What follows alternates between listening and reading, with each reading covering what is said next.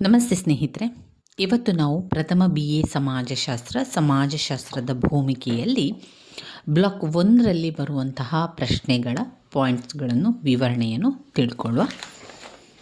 Points ಬುಕ್ಕನ್ನು ಮಾಡಿಕೊಳ್ಳಿ, ಅದರ ಪಾಯಿಂಟ್ಸ್ಗಳನ್ನು ಬರ್ಕೊಳ್ಳಿ ಸ್ನೇಹಿತರೆ. ಈಗಾಗಲೇ ಮುಖ್ಯವಾದ ಪ್ರಶ್ನೆಗಳು ಯಾವುದು ಅಂತ ಕೂಡ ಹೇಳಿದ್ದೆ ನಿಮಗೆ. ಅದರ ವಿವರಣೆ, ಅದರ ಪಾಯಿಂಟ್ಸ್ಗಳನ್ನು ಕೂಡ ನಾನು ಹಳೆಯ ವಿಡಿಯೋದಲ್ಲಿ ನೀವು ನೋಡಿದರೆ ಆ ಹಳೆಯ ವಿಡಿಯೋದಲ್ಲಿ ಎಲ್ಲವನ್ನು ಕೂಡ ವಿವರಿಸಿದ್ದೇನೆ. ಆರಂಭದಿಂದ ನಮ್ಮ ಅಭ್ಯಾಸವನ್ನು ಆರಂಭಿಸ್ತಾ ಸಮಾಜಶಾಸ್ತ್ರ ಎಂದರೇನು ಮತ್ತು ಸಮಾಜಶಾಸ್ತ್ರದ ವ್ಯಾಖ್ಯೆಯ ಬಗ್ಗೆ 5 ಅಂಕಕ್ಕೆ ಪ್ರಶ್ನೆಗಳನ್ನು ಕೇಳ್ತಾರೆ. ಸಮಾಜಶಾಸ್ತ್ರ ಪಿತಾಮಹ ಅಗಸ್ಟ್ ಕಾಮ್ಟರ್ ಅವರು ಸಮಾಜಶಾಸ್ತ್ರದ ಪಿತಾಮಹ. ಸಮಾಜಶಾಸ್ತ್ರ ಎಂದರೆ ನಮ್ಮ ಸುತ್ತಮುತ್ತಲೂ ಇರುವಂತಹ ಪರಿಸರ, ನಮ್ಮ ಸುತ್ತಮುತ್ತಲೂ ಆಗಿ ಹೋಗುವಂತಹ ಘಟನೆಗಳು, ಇದೆಲ್ಲ ಕೂಡ ಸಮಾಜಶಾಸ್ತ್ರದ ವಿಷಯವಾಗಿದೆ. ಸಮಾಜಶಾಸ್ತ್ರ ಎನ್ನುವಂಥದ್ದು ನಮ್ಮ ಸುತ್ತಮುತ್ತ ಮಾನವನ ಸಂಬಂಧಗಳಿಗೆ ಸಂಬಂಧಪಟ್ಟಂಥದ್ದು, ನಮ್ಮ ಸುತ್ತಮುತ್ತಲಿನ ಪರಿಸರಕ್ಕೆ ಸಂಬಂಧಪಟ್ಟದ್ದೇ ಸಮಾಜಶಾಸ್ತ್ರ ಅಂತ ಬರೆಯಿರಿ. ವ್ಯಾಖ್ಯೆಗಳನ್ನು ಬರೀಬೇಕಾದ್ರೆ ಸಮಾಜಶಾಸ್ತ್ರಜ್ಞರು ಹೇಳಿದ ವ್ಯಾಖ್ಯೆಗಳನ್ನೇ ಬರೀಬೇಕು. ಹಾಗೆಯೇ ಸಮಾಜಶಾಸ್ತ್ರಜ್ಞರ ಹೆಸರನ್ನು ಕೂಡ ಬರೆದು ನಾವು ಆ ವ್ಯಾಖ್ಯೆಗಳನ್ನು ಬರೀಬೇಕಾಗ್ತದೆ. ಒಂದು ವೇಳೆ ನಿಮಗೆ ಸಮಾಜಶಾಸ್ತ್ರಜ್ಞರ ಹೆಸರು ನೆನಪಿಗೆ ಬರಲಿಲ್ಲ ಅಂತಂದರೆ ನೀವು ಸಮಾಜಶಾಸ್ತ್ರಜ್ಞರು ಅಂತ ಬರೀಬೇಕು.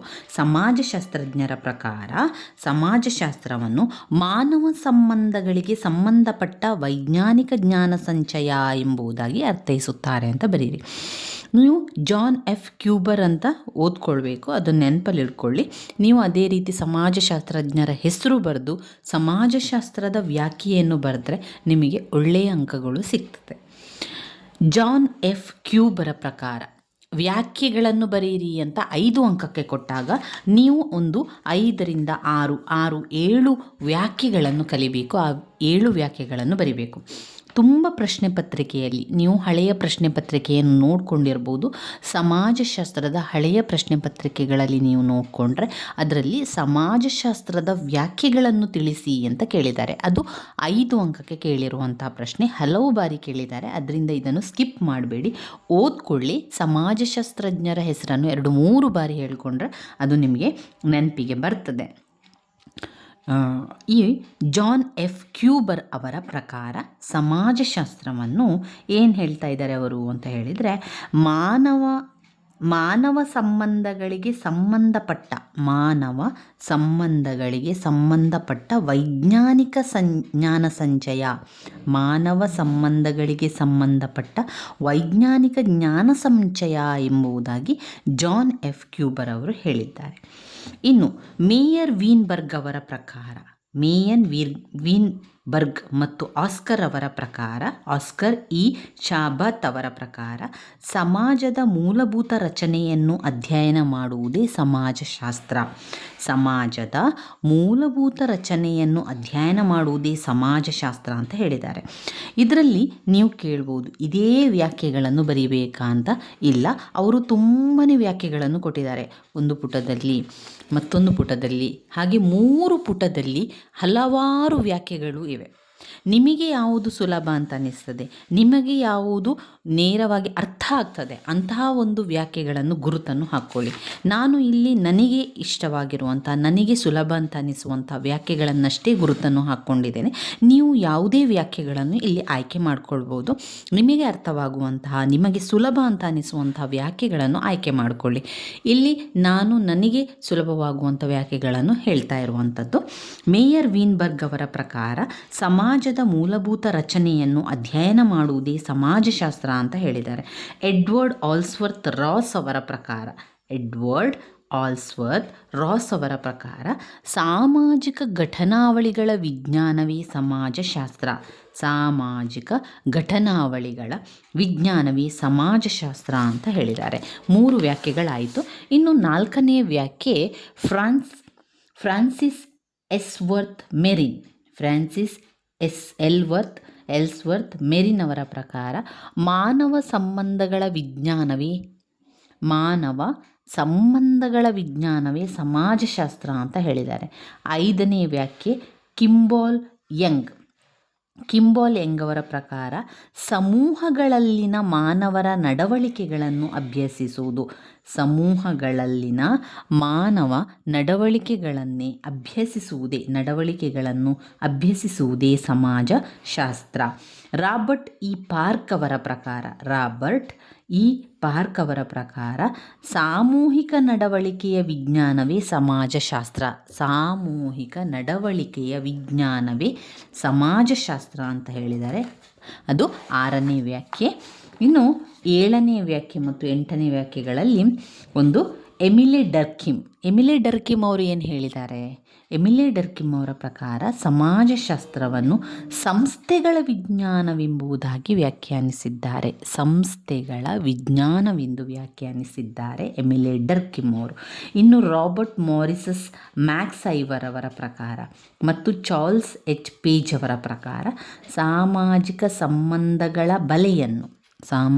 ಸಂಬಂಧದ ಬಲೆಗಳನ್ನು ಕುರಿತದ್ದೇ ಸಮಾಜಶಾಸ್ತ್ರ ಅಂತ ಹೇಳಿದ್ದಾರೆ. ಇಲ್ಲಿ ಅನೇಕ ಸಮಾಜಶಾಸ್ತ್ರಜ್ಞರು ಬೇರೆ ಬೇರೆ ವ್ಯಾಖ್ಯೆಗಳನ್ನು ಕೊಟ್ಟಿದ್ದಾರೆ.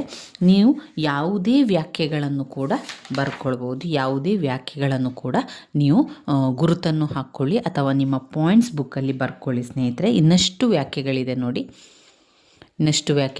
ಇದರಲ್ಲಿ ಯಾವುದೇ ವ್ಯಾಖ್ಯೆಗಳನ್ನು ಆಯ್ಕೆ ಮಾಡಿಕೊಳ್ಳಿ. ತುಂಬಾ ಮುಖ್ಯವಾಗಿರುವಂತಹ ಒಂದು ಪ್ರಶ್ನೆ, ಸಮಾಜಶಾಸ್ತ್ರದ ವ್ಯಾಖ್ಯೆಯನ್ನು ವಿವರಿಸಿ ಎನ್ನುವಂಥದ್ದು ಹಲವು ಬಾರಿ ಕೇಳಿದ್ದಾರೆ. ಅದರಿಂದ ಸಮಾಜಶಾಸ್ತ್ರದ ಮೊದಲು ಅರ್ಥವನ್ನು ಕಲಿತು ಅದಾದ ನಂತರ ಸಮಾಜಶಾಸ್ತ್ರದ ವ್ಯಾಖ್ಯೆಗಳನ್ನು ತಿಳ್ಕೊಳ್ಬೇಕು. ಹಾಗೆ ಸಮಾಜಶಾಸ್ತ್ರಜ್ಞರ ಹೆಸರುಗಳನ್ನು ಕೂಡ ನೀವು ನೆನಪಲ್ಲಿ ಇಟ್ಕೊಳ್ಬೇಕು.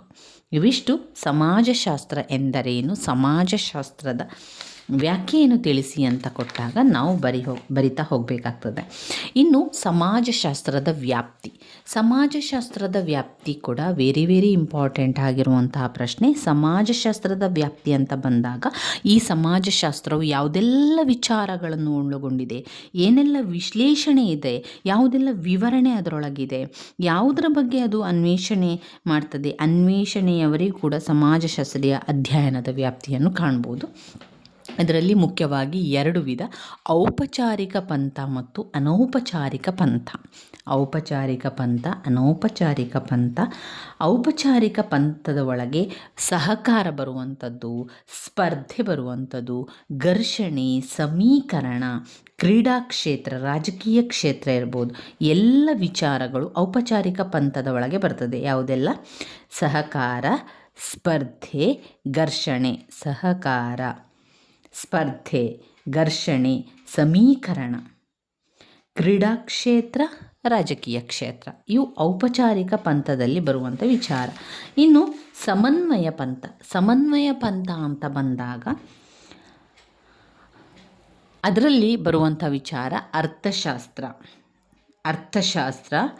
ರಾಜ್ಯಶಾಸ್ತ್ರ, ಮನಃಶಾಸ್ತ್ರ, ವಿಶೇಷೀಕೃತ ವಿಜ್ಞಾನ. ಅರ್ಥಶಾಸ್ತ್ರ, ರಾಜ್ಯಶಾಸ್ತ್ರ, ಮನಃಶಾಸ್ತ್ರ, ವಿಶೇಷೀಕೃತ ವಿಜ್ಞಾನದ ಬಗ್ಗೆ ಸಮನ್ವಯ ಪಂಥದೊಳಗೆ ಬರುವಂಥದ್ದು. ಸಾಮಾಜಿಕ ಆಕೃತಿ, ಸಾಮಾಜಿಕ ಶರೀರಶಾಸ್ತ್ರ ಕೂಡ ಇದರಲ್ಲಿ ಬರುವಂಥದ್ದು. ಇದು ಸಮನ್ವಯ ಪಂಥ. ಸಮಾಜಶಾಸ್ತ್ರದ ವ್ಯಾಪ್ತಿಯಲ್ಲಿ ನಾವು ಬರೀಬೇಕಾಗಿರುವಂಥದ್ದು. ಮುಂದಿನ ಒಂದು ವಿಡಿಯೋದಲ್ಲಿ ನಾವು ಸಮಾಜಶಾಸ್ತ್ರದ ವಸ್ತು ವಿಷಯ ಯಾವುದೆಲ್ಲ ಇದೆ, ಸಮಾಜಶಾಸ್ತ್ರದ ಪ್ರಾಮುಖ್ಯತೆ ಏನು ಎನ್ನುವಂಥದ್ದನ್ನು ತಿಳ್ಕೊಳ್ತಾ ಹೋಗಬೇಕು. ತುಂಬಾ ಇಂಪಾರ್ಟೆಂಟ್ ಆಗಿರುವಂತಹ ಪ್ರಶ್ನೆಗಳಿದು. ಇದೆಲ್ಲ ಕೂಡ ಸ್ಕಿಪ್ ಮಾಡಬಾರ್ದು, ಇದೆಲ್ಲ ಕೂಡ ಓದ್ಕೊಳ್ಬೇಕು. ಇದನ್ನೆಲ್ಲ ನಿಮ್ಮ ಪಾಯಿಂಟ್ಸ್ ಬುಕ್ಕಲ್ಲಿ ಬರ್ಕೊಳ್ಳಿ. ಇವಾಗ ಇಷ್ಟನ್ನು ನೀವು ಬರ್ಕೊಳ್ಳಿ. ಸಮಾಜಶಾಸ್ತ್ರ ಎಂದರೇನು, ಸಮಾಜಶಾಸ್ತ್ರದ ವ್ಯಾಖ್ಯೆಗಳನ್ನು ತಿಳಿಸಿ, ಸಮಾಜಶಾಸ್ತ್ರದ ವ್ಯಾಖ್ಯೆಗಳನ್ನು ತಿಳಿಸಿ, ಹಾಗೆ ಸಮಾಜಶಾಸ್ತ್ರದ ವ್ಯಾಪ್ತಿಯ ಬಗ್ಗೆ ಬರೆಯಿರಿ ಅಂತ. ವ್ಯಾಪ್ತಿಯ ಬಗ್ಗೆ ನಿಮ್ಮ ಪಾಯಿಂಟ್ಸ್ ಬುಕ್ಕಲ್ಲಿ ಇವಿಷ್ಟಿರಲಿ. ಸಮಾಜಶಾಸ್ತ್ರ ಎಂದರೇನು, ಸಮಾಜಶಾಸ್ತ್ರದ ವ್ಯಾಖ್ಯೆ, ಆಮೇಲೆ ಸಮಾಜಶಾಸ್ತ್ರದ ವ್ಯಾಪ್ತಿ ವೆರಿ ವೆರಿ ಇಂಪಾರ್ಟೆಂಟ್ ಆಗಿರುವಂಥದ್ದು. ಇನ್ನು ಮುಂದಿನ ವಿಡಿಯೋದಲ್ಲಿ ನಾವು ಸಮಾಜಶಾಸ್ತ್ರದ ವಸ್ತು ವಿಷಯವನ್ನು ಓದ್ಕೊಳ್ಬೇಕು. ವಸ್ತು ವಿಷಯದ ಬಗ್ಗೆ ಪ್ರಶ್ನೆ ಪತ್ರಿಕೆಗಳಲ್ಲಿ ಪ್ರಶ್ನೆಗಳು ಬಂದಿದೆ. ಅದರಿಂದ ವಸ್ತು ವಿಷಯ ಇರ್ಬೋದು, ಪ್ರಾಮುಖ್ಯತೆ ವೆರಿ ವೆರಿ ಇಂಪಾರ್ಟೆಂಟ್ ಆಗಿರುವಂಥ ಪ್ರಶ್ನೆ ಹಲವು ಪ್ರಶ್ನೆ ಪತ್ರಿಕೆಯಲ್ಲಿ ಕೇಳಿದ್ದಾರೆ. ನನ್ನ ವೀಡಿಯೋಸ್ ಎಲ್ಲ ನಿಮಗೆ ಇಷ್ಟ ಆಗ್ತಾ ಇದ್ದರೆ ಲೈಕ್ ಕೊಡಿ, ಶೇರ್ ಮಾಡಿ, ಸಬ್ಸ್ಕ್ರೈಬ್ ಮಾಡಲಿಕ್ಕೆ ಮರಿಬೇಡಿ ಸ್ನೇಹಿತರೆ. ಧನ್ಯವಾದಗಳು.